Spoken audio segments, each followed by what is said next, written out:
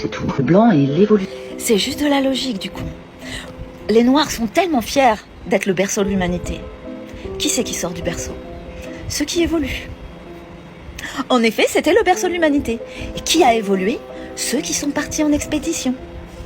C'est le principe de l'évolution. Pour un Asiatique, t'es vraiment pas très futé. T'as déjà calculé ton QI? Vraiment, j'aimerais le savoir. Vraiment. Comment ne pas s'énerver? Alors on va essayer de rester calme. On retient toute envie de l'insulter. Non, ce serait extrêmement mérité, mais on se retient. Et comment faire preuve d'une connerie monumentale, en plus en prenant pour quelqu'un de plus intelligent que les autres? Parce que le principe de l'évolution, pour l'espèce humaine du moins, ce qui définit toutes les ethnies, c'est pour le climat. Rien de plus.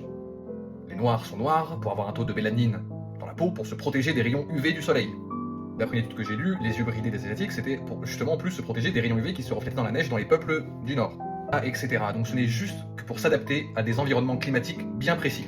Et balancer un schéma raciste d'une carte qui n'a aucun sens et qui a été débunké 1 milliard de fois, sachant que pour calculer le QI, on utilise des exercices académiques, où une grande partie malheureusement des populations n'ont pas eu accès à une éducation qui pouvait leur apporter certaines choses.